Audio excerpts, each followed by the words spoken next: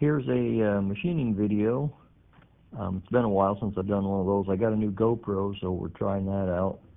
I'm going to make another machinist jack or tool post jack. You can see it there, two of them. The short one was the first one. There's the new one. I wanted a little longer body on it so more threads were engaged. And there's a broader view of it sitting under the tool holder. It really helps when you're parting. The G0752 is no stranger to chatter. It's just a little bit undersized for that particular operation, I think. No real complaint, but this really helps. It's something that I wish I'd recognized or understood earlier on. It just really helps to reduce the chatter because it supports the tool out where it needs that support, and it removes all of the flexing issues created by the small footprint of the compound and the cross slide. So here I'm parting off or facing the stock. It's hex. I think it's 1018 hex bar stock. Center drill. I'm going to drill it to size for the 3/8. I think that's a 3/8 16 threads per inch screw that I've got in there, a machine screw that goes in there. So I'm center drilling, and then I'll drill it out. I step it up twice here and go up to, I think, 5/16 is the size for tapping it. So there's the first drilling operation. I back it out several times to try to break the chips as they come out, and oil it. I've got all of this sped up, obviously, just to try to keep the length of the video reasonable. So a lot of this, I'm sure you guys, if you're an experienced machinist, I don't know why you're watching, and if you're not, got questions, leave them in the comments. I'd be happy to help out if I can. I'm no machinist. This is just a hobby for me, so take that for what it's worth. I think here I've stepped up to the next size. It's kind of, I think that thing is about 1.5 inches long or 1.25 inches, so it's pretty deep. So you got to take it in steps to drill all the way through.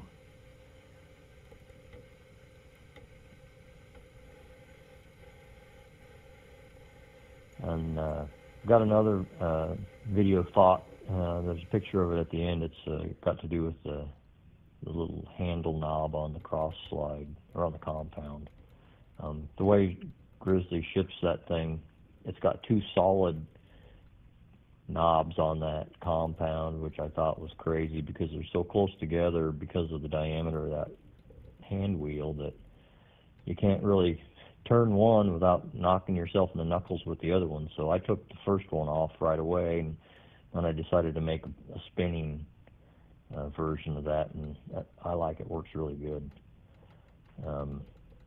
So here I am just using the lathe to tap it or start it to tapping the hole, just to get the hole straight. I don't go more than a couple of threads deep here, and then I'll pull it out and take it over to the bench vise and finish it there with a bigger tap handle. So here you see that. Just a little oil on there, and I'm tapping it as deep as the tap will go.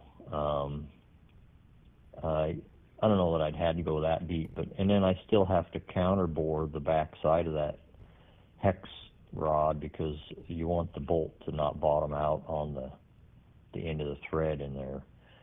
This is pretty nice operation because the hole goes clear through, so the chips can fall down through.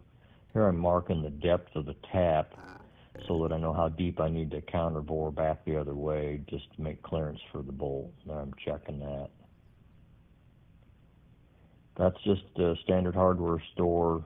I think that's 3/8 by 16 machine screw there, hex head machine screw.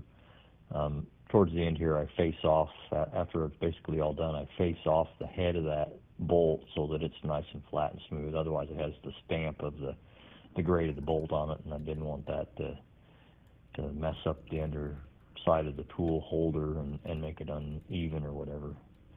So here I'm counter boring. I think that's a 3/8 bit, whatever it, I may have the sizes wrong, but whatever you need to make clearance for the threads as they, so they don't bottom out in the hole.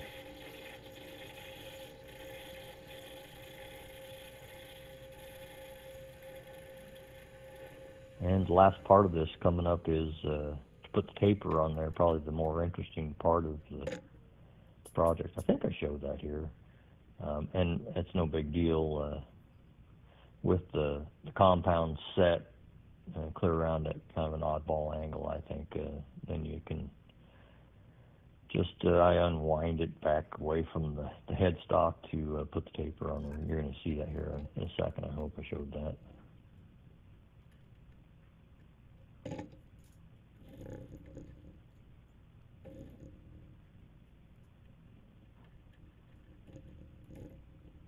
This is the part where I face off the top of that, the head of that bolt, just to make it nice and flat and smooth. Still pretty happy with the lathe. I used it a lot for my dragline crawler undercarriage project, and that and the mill. I don't use it all the time. I used it the other day. I've got a garden pond in the backyard, and I trimmed up and made a couple of flanges or clamp flanges, whatever you want to call them, where I have PVC pipe, intake pipes and stuff on the pond, and so I needed a clamp flange for that. I guess I didn't show that taper on there, but all I did was turn the compound and then use that to set that angle on there. But so thanks for watching. That's it.